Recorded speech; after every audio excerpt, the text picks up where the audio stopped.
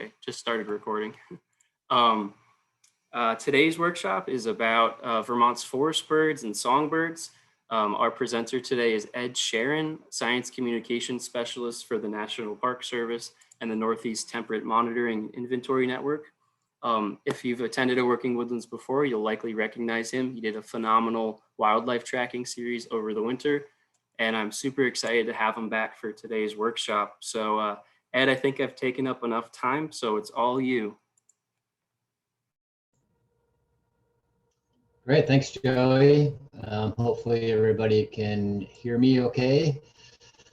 Yeah, thanks for joining us today on this heat wave that we're having. It's probably nice maybe to be inside, in an air-conditioned, hopefully, or at least cooler space than outside to learn a little bit more about birds and kind of maybe hopefully ways that you can help remember bird songs. It's always a challenge.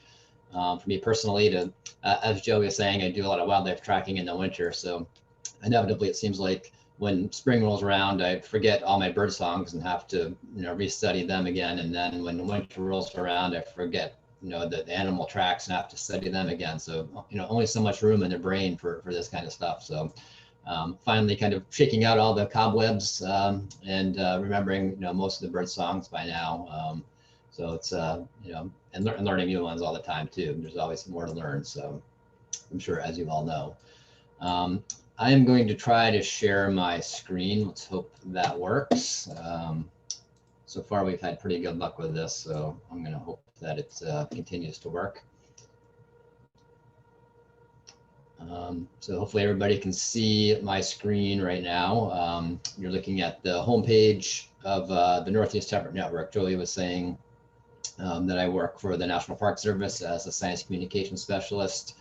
I'm not going to get into too much detail about this because we're here to talk about birds, but just kind of a brief plug. We do the Northeast Temperate Network is part of 32 inventory and monitoring programs that help the National Park Service understand the health of their natural resources better, from Maine to Alaska, and some of the outlying kind of park areas as well too, like Guam and other places where there's actually national parks. And the way we do that is through a series of monitoring programs, all different kinds depending on the park. The Northeast Temperate Network works with parks from Maine to New Jersey. So Acadia National Park in Maine is our furthest north park, and Morristown National Historical Park in New Jersey is our kind of most southerly park in our network range anyway. And between those parks, they have a variety of different habitats and ecosystems, from wetlands to forests to rare plants. Most of the wildlife we deal with are birds. But there's also lots of water resources, including the intertidal areas of Acadia and Boston Harbor, and then many different kinds of parts of the overall kind of climate as well too. And because we're here to talk about birds, we'll focus on that. We do operate a breeding land bird monitoring program for our parks. We call them land birds just to distinguish them from the coastal bird monitoring that we do. And they're primarily forest interior birds as well too. So by far the most birds that we kind of observe through the volunteers that help us are forest interior birds. And it is a volunteer program. We couldn't do it without them. There's a bunch of volunteers that I help coordinate that go out this month. Actually, June is our monitoring month. So there's people out there, maybe even, well, not right now, because believe it or not, people have to be at their first monitoring site right around 5 a.m. in the morning. So it's a big ask of our volunteers, and we're very grateful for them for all the work that they do.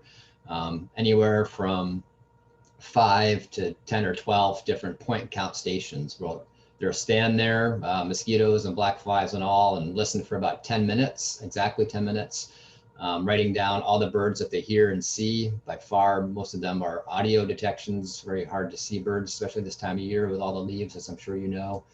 And that's how we figure out, how many birds are in parks and what species are there in the interior forests. I'm going to show you briefly some of the things that we're cooking up here. We're still in the kind of process of pulling together the data and presenting it in a way that parks and folks can digest. It's a bit sciencey and technical. It's probably not going to be for the average, person who's got an average interest in birds to look at this stuff, but for our parks and other institutions, so people really want to dive deep into what's kind of going on in the parks interiors, this is going to be very helpful. This isn't live yet, but this is something that our program is working on. You can just example here is Morristown National Historical Park, which, as I said, was in New Jersey. And these dots, each one represents one of the monitoring sites that our volunteers go to. Each different color is a different route in the park. So there's several in Morristown. And we've been collecting data since about 2006 and most of our parks. So we're starting to get to the place where, you'd like to have a solid 10 years of data. Is really nice, to be able to look at trends. It's hard to see trends and anything less than that just because of variability through, from year to year. So a minimum of 10 years is good. So, we're getting above that stage now where we feel more confident in looking at trends. And, eventually this is going to be for all the parks that we work with, showing kind of the time range of diversity of birds.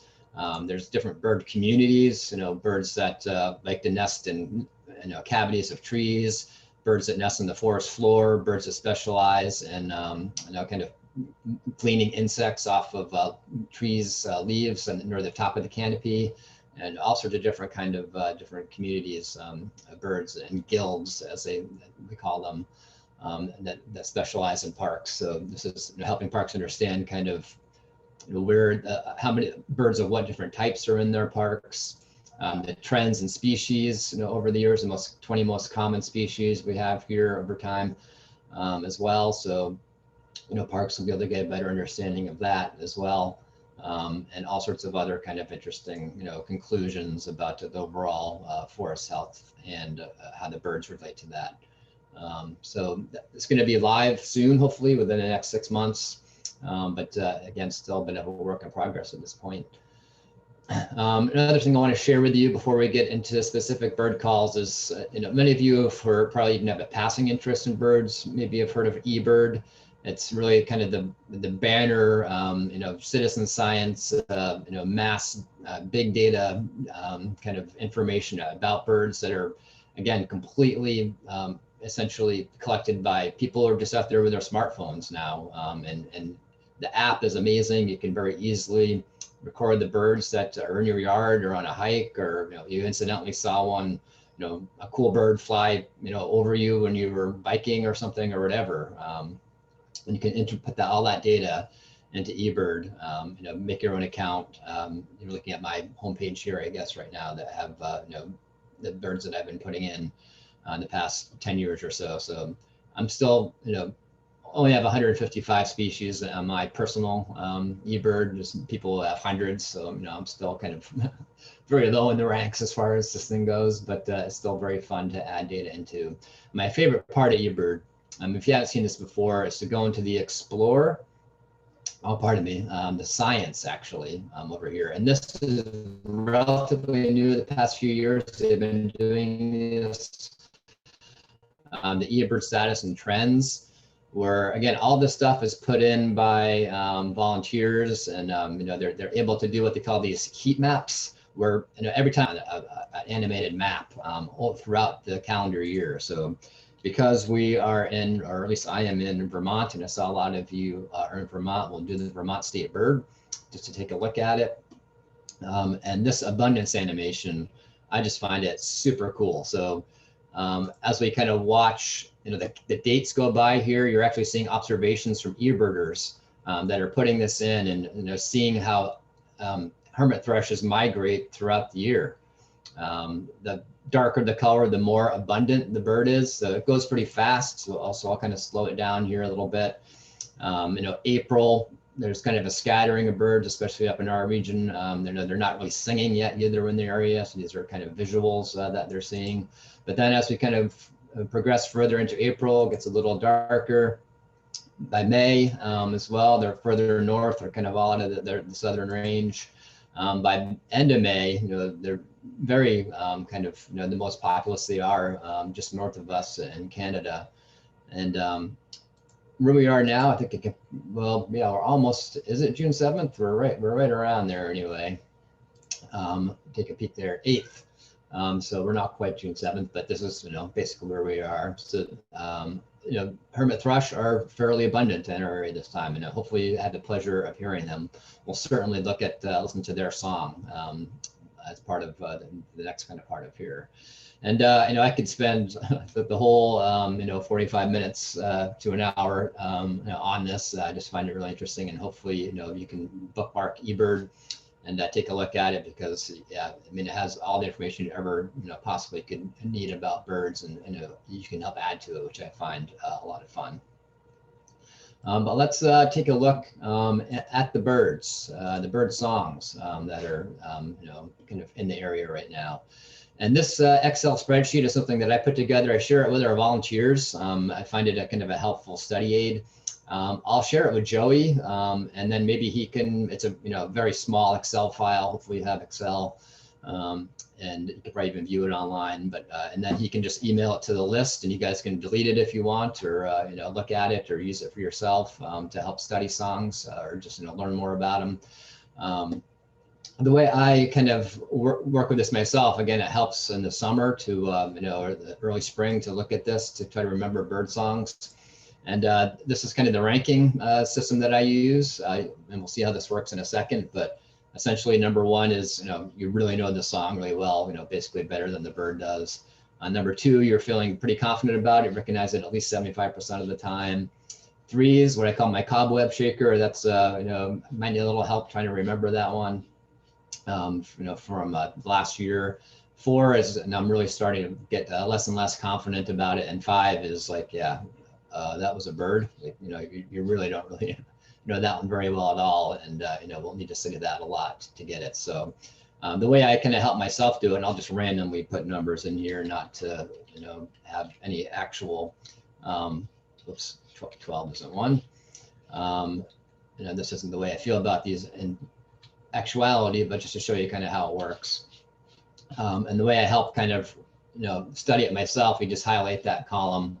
And then you can go over to the sort area. Let's see here, hopefully, so sort, and then you just sort from, depending how you want. I usually do largest to smallest, because that will put, the bird songs that you're least familiar with at the top, and then you can kind of go through those and really focus on those. And I find it a great way to kind of help, me organize in my head what I really need to remember before I kind of go out in the field and do some of the monitoring myself.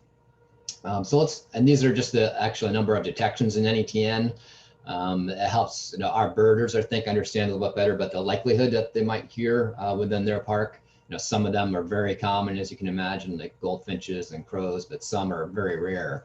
Kind of up in Acadia, we hear some of the more rare birds. And some of them, you're in the middle of the forest, right? So you're not going to hear some of the birds that like barn swallows, for example, that are, and belted kingfishers that are in different habitats. So that's why their numbers are kind of low. But let's take a look at these calls and mnemonics. Mnemonic, if you're not familiar with the term, basically just means it's a memory tool for you, to help you, usually it's a phrase or something, or a sound that's written out phonetically to help you better remember songs. And I found a lot of these online, but a lot of them I made up myself, and I highly encourage you to make up your own as well too. It really helps you remember, at least me personally, remember the songs a lot better if I made up the mnemonic. But some of them, are perfect and don't need to be changed at all. But some of these are ones that I made up. Let's look at a few. Let's start going through some of the birds that are in our area now, and kind of fun to hear and see. One I'm seeing right away here is the Baltimore Oriole, and hopefully at the end maybe have some time where you guys can ask some requests and we can take a look and listen to them. But for now, we'll just go through a few of my favorites here. You'll notice that all these are hot linked. They're all hot linked to Ebird, of course. So if you clicked on Baltimore Oriole, it would bring you right to the Ebird site. So again, that's how you can help learn these bird songs. And the mnemonic for that I like to use, and I think I didn't make up, that's one that's out there already for the Oriole, As you see here, it says something like, flute-like series of disjointed notes, and we can listen to it. So you can see what I mean there. So the very convenient. So a very sweet song, flute-like. And what? So here, come right here, dear. Hopefully you can hear that. And there, again, if it's something that you have another phrase you want to put in that would help you, perfect. But this is the one I found, and I kind of liked it, so I stuck with that. And of course, orioles, are you can see them kind of in open forest habitat or edges of forests, or of course they're known to like to hang like an orange, half of an orange outside. Hopefully you can attract one to your house. Just the most orange bird we certainly have in this area, and just beautiful. They make a really interesting nest too, kind of a hanging pendulous nest. I'm not sure if they have a picture of that here. That's the female. There's the classic orange being hung there, but I don't see the picture of the nest. But if you've had the pleasure of seeing that, they're pretty amazing, like hung down a weave together nest that the birds shelter in, which is pretty amazing to see those when you do. Like a lot of bird nests, you see them more often in the fall once the leaves have fallen off, and then the nests really stand out a lot more than they do in the summer. So it's kind of your best opportunity sometimes to see nests is well after they've been used. So Baltimore Oriole there, again, one of my favorites to hear and see. Moving into kind of a different branch of owls, birds are the owls. Hopefully a lot of you have had the chance to hear and see barred owls. We have many different species of owls in the area, great horned owls and screech owls, barn owls, things like that. But the barred owl, in my personal experience anyway, is the one that's most often heard and seen. Most owls are nocturnal, of course, but I feel like I have a better chance of seeing a barred owl right at the kind of the cusp of dawn and dusk, and sometimes hear them in the middle of the day too. They seem to just be more kind of vociferous than some of our other bird species. And they have a really fun call too. This is not one that I made up either. This is one that you may have heard before. The who cooks for you and who cooks for you all is a kind of the classic barred owl mnemonic, and we can listen to some of that here.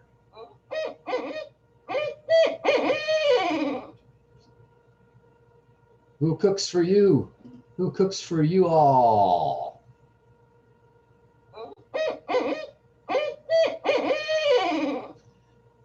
And they also have, they'll often, be doing that back and forth. It's territorial, that can be between a couple owls. And sometimes you'll hear one of those, and then off in the distance, another direction, you'll hear an answer right back. And try not to do it too much with birds, because it can kind of throw them off. But this is one of the birds that you can certainly attract with an app. Play that song, and sometimes you can call them in. I have friends, I can't do it well myself, but I have friends who can do it, just with their own voice so well. One friend, she did it, and the owl flew to within 10 feet of us up in the tree, just staring at her, like in disbelief that she wasn't an owl, because she was doing it so well. So they will definitely respond to that. If you can do that well, they will respond to it. Let's see if we can hear some of the duet song parts here.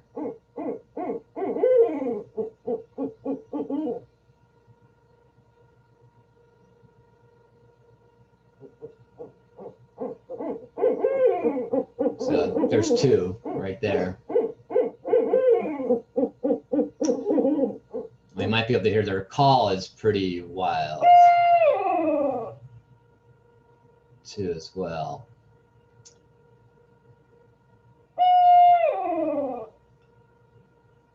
Sometimes it doesn't quite sound like a bird even. It almost sounds like like a monkey or something that's got loose in the woods. Sometimes the way they come across. Their juvenile songs are really interesting too. We can, it can be a bit, if not used to that sound and you hear kind of like this hissing sound like coming from trees above you, it's a very eerie kind of sound. A lot of people don't associate it with owls because it doesn't sound like owls much at all. But this is probably a song we'll be hearing soon, maybe already in some parts of the Northeast, but not quite here in Vermont yet, that I'm aware of anyway. But something that you lucky enough to hear is the sound of their chicks.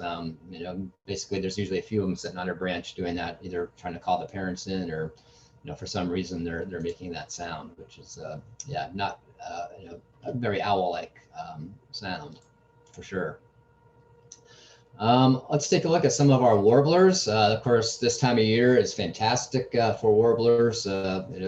They come here, many from thousands of miles away, to spend the summers here in the Northeast because of basically it's worth it for them to travel that distance because of the abundance of insects that are in this area at this time of year, to raise their young, to spend the summer here and then to fly all the way back to their wintering grounds, which is, of course, a huge undertaking. Many of them don't survive the journey, but still they find it worthwhile to do because of the amount of the food availability that's here this time of year.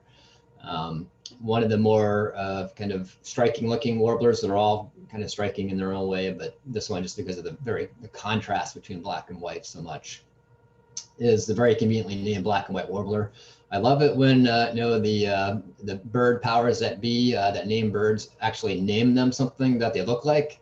Some of them, like the red-bellied woodpecker, for example, technically it does have a red belly. If you kind of pull the feathers apart, occasionally you can see it there, but it's very hard to see, and it's got a very prominent red head. There is a red-headed woodpecker already, so they felt like they had to name it something else, but it is one of the more confusing ones out there. But at least with the black and white warbler, it looks exactly what you think it would look like. And they have a pretty distinctive song as well too, often described as a kind of a squeaky wheel sound too. It sounds like a children's toy has a wheel that's squeaky and needs a little bit of WD-40 on there. Very consistent up and down. One thing I also like about Ebird here is also you can have these sonograms, these visual representations of the song, and some people learn differently than others. And I kind of find it helpful to be able to see the song as well as I'm hearing it. It just kind of helps it stick in my brain better. And I know it does for other people as well. Probably not everybody, but a lot of people. So that's kind of another benefit of being able to go to Ebird and see these sonograms and listen to them. Being able to, speaking of seeing, being able to see these birds this time of year is always a challenge. Many of them, spend a lot of their time kind of in the tree canopy, different levels of the tree canopy. Some are a little higher up than others, some are a little lower. It seems like black and white warblers, tend to be, at least, I have better luck seeing them than I do some of our other warblers that seem to spend more time higher up in the canopy, but I'm sure it varies. But if you do have a chance, to have a look at one with binoculars or whatever, I mean, they are, a beautiful bird for sure. And that song, song is pretty distinctive. There are other birds that have high-pitched songs like that, but not really that consistent, kind of squeaky wheel, very similar across the entire song that you have there. And we'll stick with warblers for a while here. Another one of my favorites, hard to pick a favorite with any of these, but is the Blackburnian warbler, another very striking kind of orangey, fiery orangey color, much different than the Baltimore oriole, of course, but just as strikingly orange, at least on its face for the male, which is a beautiful bird. This is one that's, I feel like, spends a lot more time higher up in the canopy, a lot harder to see. And this is also one of those birds that is kind of a hearing test for a lot of people and a lot of our birders. It's such a high-pitched song. Some of their songs can be very high-pitched, and that they can actually be out of the hearing range of a lot of people as they age. Luckily, I can still hear it, but I know that's probably not going to be true forever. But some of our birders that have been doing this for a long time actually have trouble hearing them now. And I know people personally who've lost the ability to hear them. So it's one of those things that just, as we get older, we lose our high range hearing. It just happens. And the mnemonic for that, it's not, there's not, I guess they do have a little bit on here. There's the Blackburnian has a couple different songs. It's a very high pitch, as I said, 3 notes that rise and 3 or 4 notes in the same pitch. So I'm pretty sure I made this one up. So I just call it like 1, 2, 3, ha ha ha ha. So hopefully we hear that song here. I'm not sure which one's going to be first because there are a couple different ones. All right, that's not it. That's one of the higher pitch ones. That's the 1, 2, 3, ha ha ha kind of is the way I hear it anyway. So it kind of starts out 1, 2, 3 raising, and then kind of like that warbling ha ha ha at the end. I don't know. I just picture birds having fun when they're kind of up in the trees and looking for insects and jumping around. So I think a lot of my mnemonics have birds laughing in it for some reason. And so that's a very common song for them. And also that's the other thing about birds that can be frustrating, especially if we're just getting into it. You think they'd be nice and just have one song that they do all the time and never change it. And it's always the same. It makes it easier for us to remember. But a lot of birds have many different variations of their songs. So, you think you'll have a bird down, memorize a song, only to realize that this is a bird that's doing a song that you're not familiar with.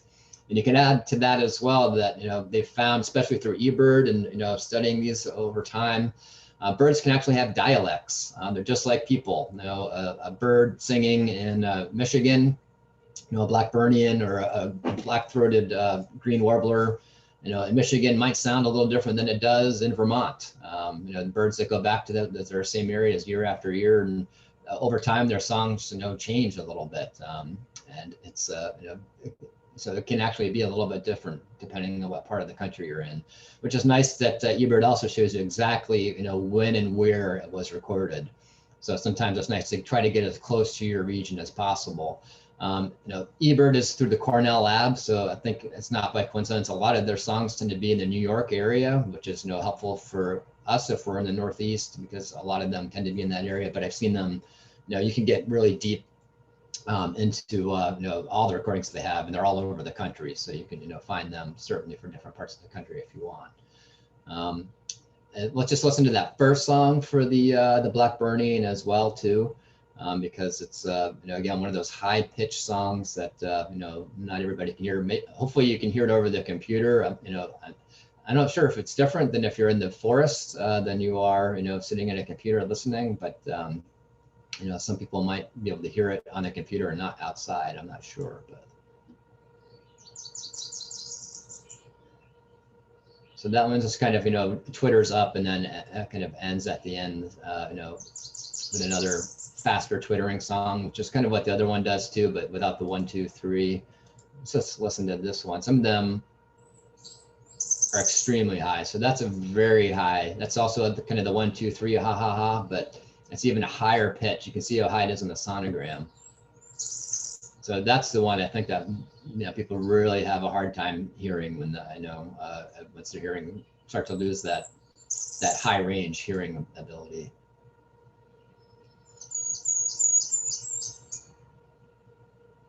Another one that comes up high, and this is just a perfect example of a bird that has a wide array of songs that sometimes it can be challenging to be up there and you're just not going to know what you're hearing no matter how much you study, but a lot of the time you're going to hear a variation of the song that you're familiar with, but there are times long time birders that have been doing it longer than me that just kind of have to throw their hands up and say that I'm just not going to get this one without catching it in the binoculars first. So, but hopefully if you hear it for enough time, it'll do one of the songs that listen to the dawn song. So that's kind of a series of calls first, and I imagine it's going to kind of get into the song there. That again went really high up in pitch. So the reason we ask our birders to be out in the morning so early at 5 a.m. Hopefully done with their surveys by about 10 a.m. is because we're trying to get the dawn chorus, it's called, That just tends to be when the birds are their most kind of vociferous, when they're singing the most, when they're defending their territories kind of the most, when the sun comes up. It just happens to be, when birds are singing the most. As the day gets warmer and hotter as it goes along, a lot of birds tend to kind of, not sing as much, or some that, nothing's going to stop them from singing. But for a lot of species, they tend to quiet down during the middle part of the day. And then some pick back up towards evening. The thrushes are a good example of that. You often hear things like the hermit thrush and wood thrush and veeries and things like that towards dusk as well. So some tend to be more vocal during the evening than some of the warbler species that we have. Let's continue our warblers. A couple other ones that are very common in the area and always a pleasure to hear and see around here are the black-throated blue and black-throated green warblers. Again, love it. Black-throated blue warbler, right? I mean, they nailed it on this one too. So it's always nice to see a bird that is named what it looks like. And for this one, I think I made this mnemonic up. I threw a lot of laughing into my mnemonics and a lot of beer for some reason too. So that's maybe that's my own thing there as well. But and this one, so I do it beer, beer, beer, brie, and because beer, I think of blue and I think of blue cheese, and even though brie isn't blue cheese, brie is a cheese. So again, this is what works for me. Whatever works for you, you might want to change it if you use the spreadsheet. But let's take a listen to the black-throated blue here. So kind of a slurred, and maybe that's why beer helps too. Maybe I had too much beer. So beer, beer, brie. So, kind of when I hear that, that's what I think of, and that's what helps me think of a blue, black-throated blue warbler. And again, one that spends a lot of time in the canopy, so hard to get a good look at it this time of year with all the leaves, but they do move around in the canopy, and sometimes they'll have a chance to catch a glimpse of binoculars. And a striking, beautiful, starkly contrasted black and white, blue and black and white bird here. What's kind of one of its cousins here, the black-throated green warbler. Pull that up. So this one, I don't know, I think they get like a C+ for naming this one. I mean, I guess that's green. It's got some greenish yellowish. I would have called it a black-throated yellow warbler myself, but maybe there already is a bird like that out there somewhere. But this is much more of a yellow color than a green color to me, but that's where it is. And they have a couple different songs as well too, at least a couple different songs. And there's a couple of different mnemonics that I like to use. I'm trying to remember them as well. So the first one goes trees, trees, sheltering trees. And again, a hard bird to see because they're often up in the canopy. So I kind of think of them being sheltered up in the tree and singing their praises to the tree for being up there. And because they're always kind of hidden in a tree and hard to see, the second song that I hear that they do is it's very kind of quick. Oh, do you think you can see me? So we'll take a look, I'll listen to those, hopefully see what this first one is. So that's the second one. Oh, do you think you can see me? So kind of like that rise on there. So they're kind of teasing us, when they're up in the tree and singing this and you're trying to see them with their binoculars. Can be hard to see them, but again, always fun to do it when you can. I'll see what the second one is here. That's the same one, just slower version of what we just heard there. All right, so that's the trees, trees, sheltering trees song.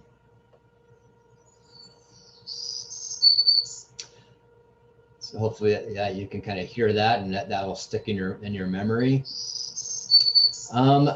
I can't remember which is which, but I know, for a lot of these birds, like one of the songs that they do kind of more in the beginning of the season for kind of defending, for attracting mates and defending territories. And then kind of as the season progresses, they'll switch to a different song that's, less about attracting a mate and more about kind of keeping, established territory that they have. Because hopefully at that point, they've already had a mate that, that they have a nest established, there's eggs in there. And they're just kind of, continuing to let other birds of their species know that this is my area still. So, kind of keep your distance, but I'm not trying to attract a mate anymore. So one of them is usually, well, let's see, this is May 26th. They're both May 26th, so never mind that. But there are some that, they will change throughout the course of the season. So, yep. Do you think you can see me? And trees, sheltering trees. And I hear them all the time in my yard. Hopefully you're having the chance to hear them in your yard as well, or wherever you're going out for walks in the woods. Next one I see here, that's a fun one to look at, is the bobolink. And this is not really a forest bird at all. This is one kind of open fields and pastures. Used to be a lot more common in the area. I've seen kind of bell curves of the population of bobolinks over the past couple centuries. Reason being, as you might be able to kind of put together, is that, at least in Vermont and the Northeast, it was essentially mostly deforested 150 years ago. So the middle of the 1800s, upwards of 80% of Vermont's forests had been removed. And that opened up a lot of pasture land for usually sheep in this area, but also made fantastic habitat for bobolinks. For many other bird species, it was a disaster, but for bobolinks, their numbers actually skyrocketed at that time. And since the late 1800s, forests have been slowly creeping back in the area. We're now close to 80% forested again here. And bobolink numbers are a lot lower, probably more close to what they were prior to European settlement of the area. But still, a very fun bird to hear out in the, if you're walking by a pasture. I know Marsh-Billings-Rockefeller or Woodstock, the big Woodstock, Vermont, the big pastures that they have there. They don't mow them on purpose early to help birds like bobolinks and song sparrows and other birds that like to nest in open pastures, so that they have a chance to nest and raise their young. It's kind of a great service for the birds here, able to do that. And the bobolink sounds like R2D2. I mean, I just don't know how else to describe it. I know the first thing I thought of when I heard it, and then I think I looked up the mnemonic, and it was written as R2D2. I mean, just a series of beeps and bops. They'll often be doing it when they're flying around in the field.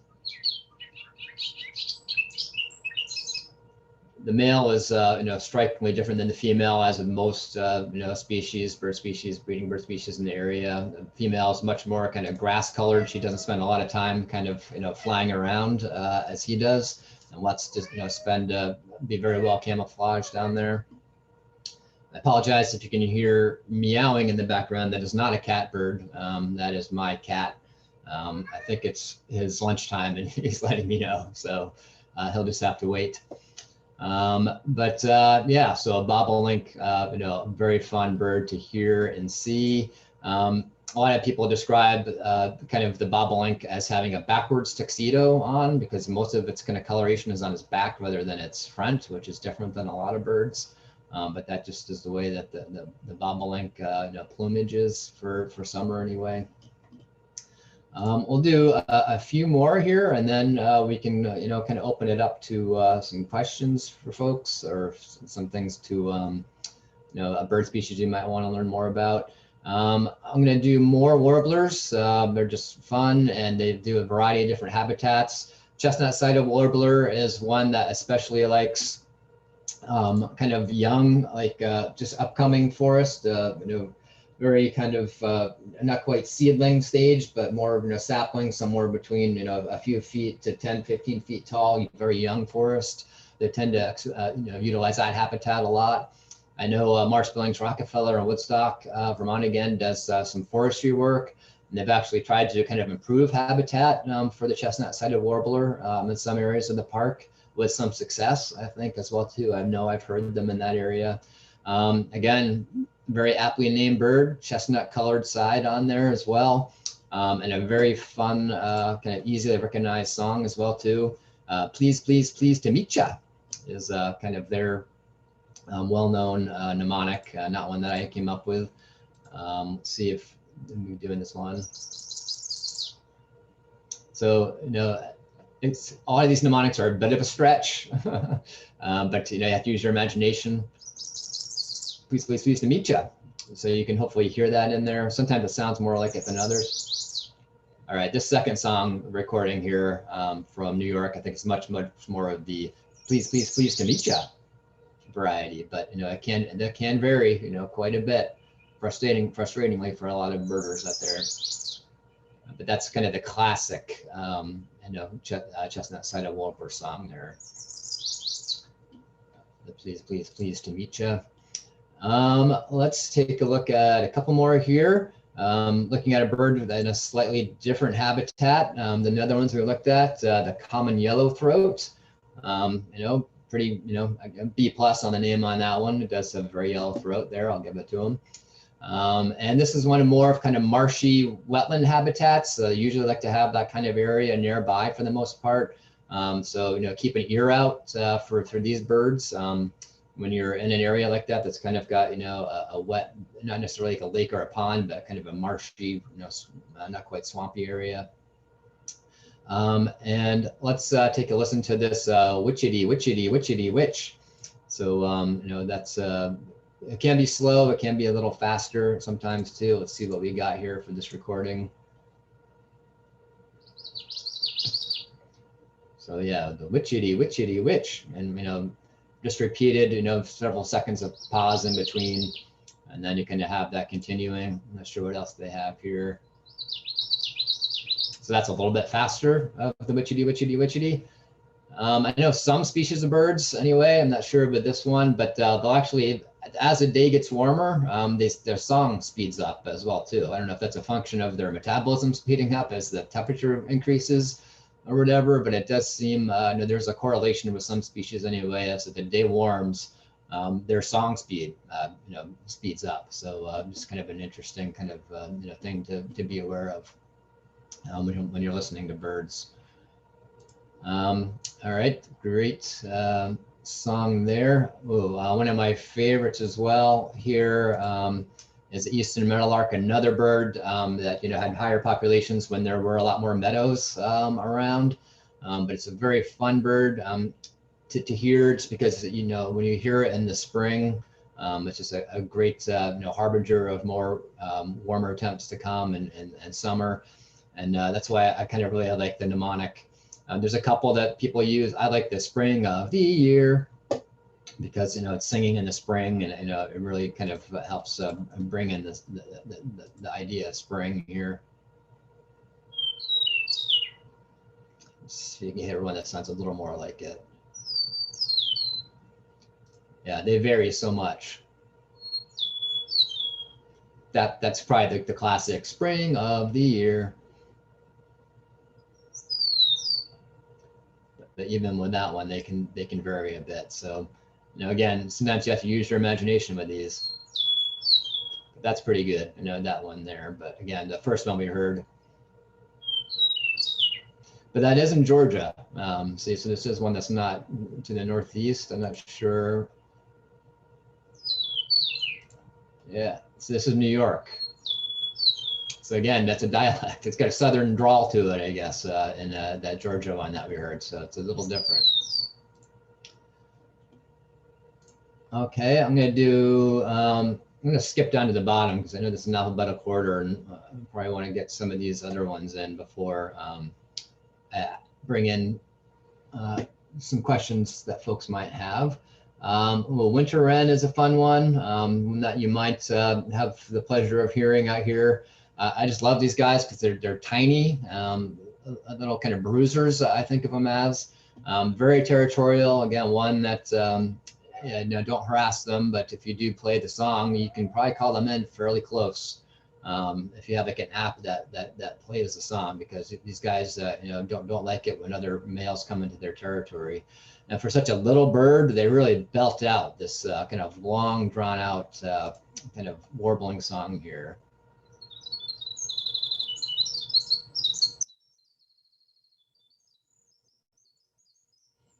And nothing else really sounds like that. I know that high pitch, and it goes on for quite a while.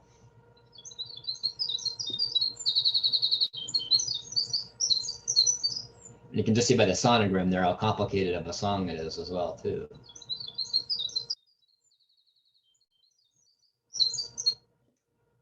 Right, one of the pleasures of hearing them. Usually, they're a forest bird, but you can hear them kind of on the edges of forest sometimes too.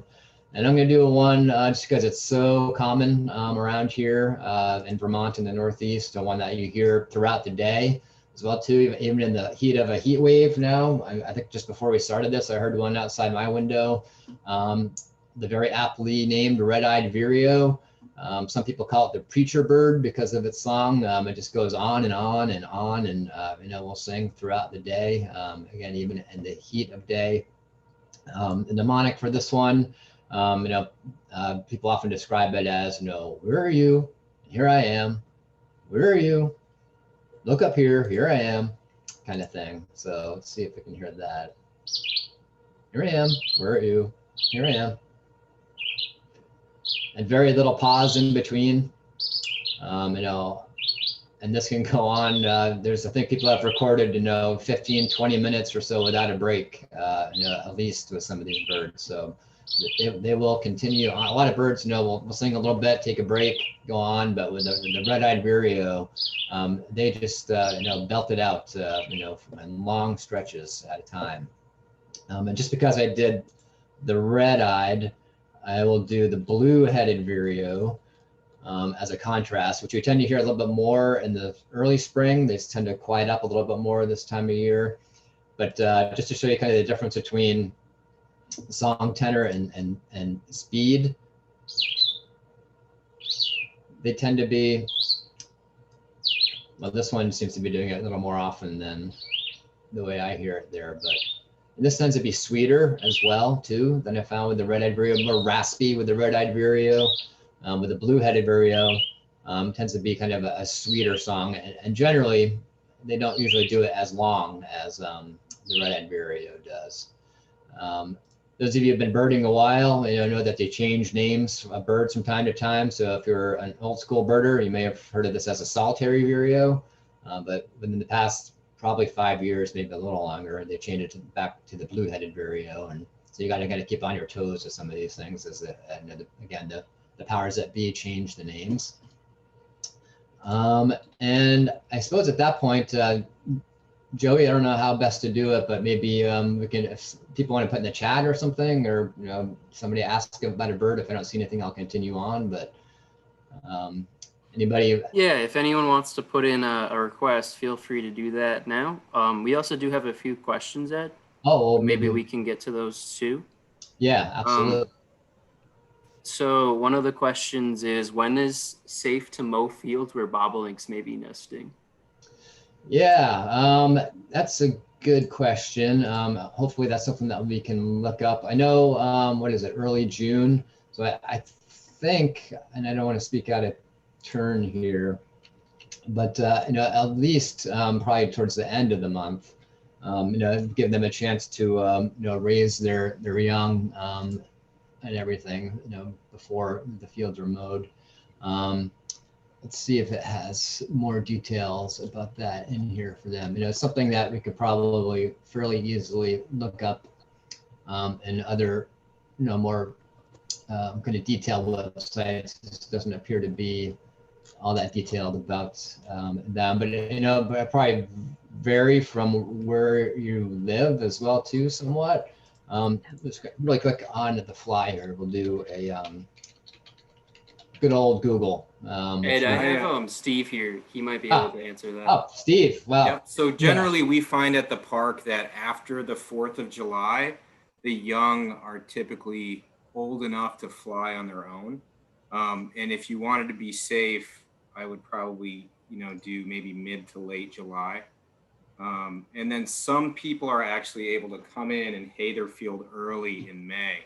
But one thing to know about bobolinks is they really pretty much need 10 acres of grass to establish in the first place. But yeah, there's a great resource is the Bobolink Project. If you just put that into Google, they have lots of experts that can help with that. Excellent. Thanks so much, Steve. It's always good to have actual park experts on hand. So thanks for that. Yeah, he's been hiding in the background. So the next question is there a list of the most common bird calls for the newbie? I'm sure. Again, I hate to keep on, kind of taking the Google cop out, but I mean, certainly, because I'm in Vermont, but I'm sure there are lists like that. Vermont most common bird calls. I mean, it's that is certainly something that the most common in birds here for Vermont. You can see right there. I'm sure you could do it in any area as well too. And then use this as your kind of Ebird study guide as well. Also, if you sort this list that I have, that again you can have hopefully emailed to you. Now, this is also a good idea of what's going to be the most common interior forest bird that you might hear in the area. Even though red and blackbird isn't really an interior forest bird, they're very loud and on the edges of forests a lot. So they're that's why they're very commonly detected. So these are the ones that are most commonly detected, by far. Other birds are very loud. The teacher, you can hear, over many, many tens of meters throughout the forest. So that's probably why they're our number one most detected bird, even though they might not be the most populous in the area. So, detection doesn't necessarily relate to population per se. Songs like super high pitched, Blackburnian that we heard, that doesn't travel as far as, lower pitched, louder songs do. So, one of the reasons you're seeing that. So hopefully that's helpful. Google, and then I know you can also use this spreadsheet. Great, thanks, Ed. So another question. I'm just going to get to the questions first. For the requests, if we have time, we'll get to them. Otherwise, we will be sending this to you all so you can explore on your own too. The question is, what is the difference between calls and songs? And do you have any tips for getting started to learn bird calls? Yeah. So songs in general are, kind of what the bird uses when they first come from their wintering grounds to come here to, defend a territory, to attract a mate. It's what they're doing this time of year most often. And the call is, something that's, maybe more often associated with communication between itself and a mate, or, very kind of a very localized communication that they're using that's not necessarily made to be broadcast over a long range to let other birds over a big area know that this is kind of their spot. It's more of a kind of a locally used communication tool. So for example, you see my screen here, perfect example is the chickadee. We'll start to hear their calls, and one of the earliest kind of spring songs we're going to hear is the chickadee call. Some people call it cheeseburger. I never have heard that. I always hear kind of the Marco Polo kind of the way I personally hear it. That helps for me. So this is what you kind of hear in February. So I hear that Marco. And then often you'll hear another chickadee answering it, Polo, like somewhere nearby. So there's kind of a flock of chickadees that are communicating with each other, as opposed, to the classic. I think actually. So yeah, I actually have that backwards in my spreadsheet. I'll have to fix that. But that first one is actually considered to be the song. And the second one, the kind of the classic chickadee dee dee is the call. So that's why we're hearing.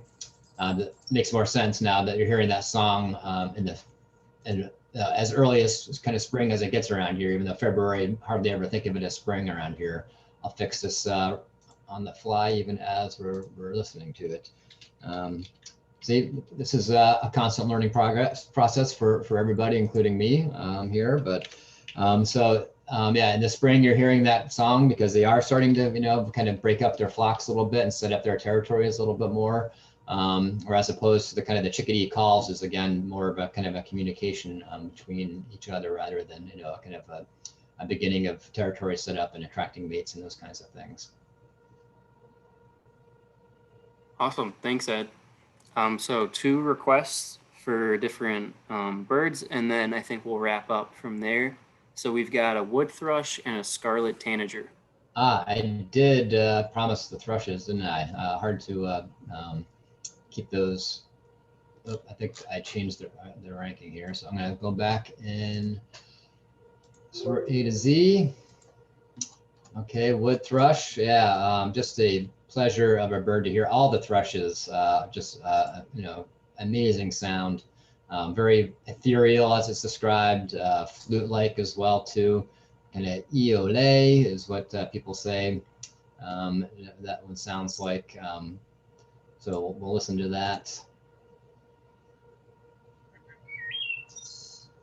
And again, you can see with the sonogram here how complicated it is. I think thrushes are known to have more than one voice box, so they can actually kind of do, you know, two different vocalizations at the same time using their two different voice boxes, which allows them to have these, you know, very kind of ethereal. I think it doesn't come through on the computer as amazing as it does in real life when you hear these things.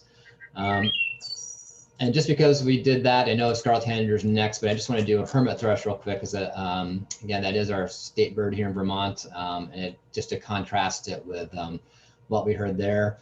Hermit thrush is also a very ethereal song, but the way hopefully you can help remember that is it always starts with a one single solitary note, and you kind of think of being alone, solitary, like a hermit. So, you know, alone, hermit, hermit thrush. Maybe that'll help you remember a hermit thrush between that and a wood thrush. So let's listen to that one. So you hear that one note at the beginning there, and then it goes into that flute-like song that you have there. And it kind of varies too, but that's you know, it almost always starts with that that initial lonely note there, being a hermit as it is. And scarlet tanager, yeah, again, it almost feels like we shouldn't have this bird here in the Northeast. It seems like, you know, a kind of a tropical bird that somehow got lost up here in the Northeast, but you know, it is a bird that we have here in the summer, the reddest bird by far that we have, the very beautiful contrasting black wings. One of the more frustrating birds too, because they do spend a lot of time high up in the canopy and hard to catch it. They're bright red. You think you'd be able to see them, but they're very hard to get a glimpse of because they do spend so much time up in the canopy. The Roger Tory Peterson, again, those of you who have been birding for a while know, I know Peterson guides, of course, one of the most famous, you know, guides of all kinds out there, but it started out with birds. He's the one who kind of came up with the idea of the scarlet tanager sounding like an American robin with a sore throat. A very similar kind of sound, song as the robin, but just kind of more burrier. So, you know, you can kind of hear that raspiness in its voice there, like it does have a sore throat compared to like a robin. And then the other side of the spectrum is the rose-breasted grosbeak, which is known as a robin that's had voice lessons because it's kind of much more musical. But let's, and then the other classic thing that you will hear, so that's their song, and then the call of the scarlet tanager. You're just as likely to hear this as you are, especially this time of year, the song, the chip burr, chip burr. And that sometimes a call can be an alarm call as well too. You know, when they see something that they don't like, they'll throw out this alarm call or a call like this, you know, to let other birds in the area know something is kind of awry. Robins are always doing alarm calls as well too, especially, you know, when you get close. You can kind of hear them change their song because they're concerned. Yeah, so that's the scarlet tanager. Again, you know, one of the more striking birds that we have in the area. So, awesome. All right, so it's 1 o'clock, so I think we can wrap up here. Ed, thank you so much for this wonderful workshop. Always great to have you. And thank you all to everyone who registered and attended. It's great to see the turnout we got. We do have another upcoming workshop on July 14th that is focusing on the contributions of women to natural resources. It's called Women on the Land. You can find more information about that on our website, so I encourage you to check that out. And hope to see you guys again. Thank you so much. thanks, everybody. Have a great rest of your weeks, everyone.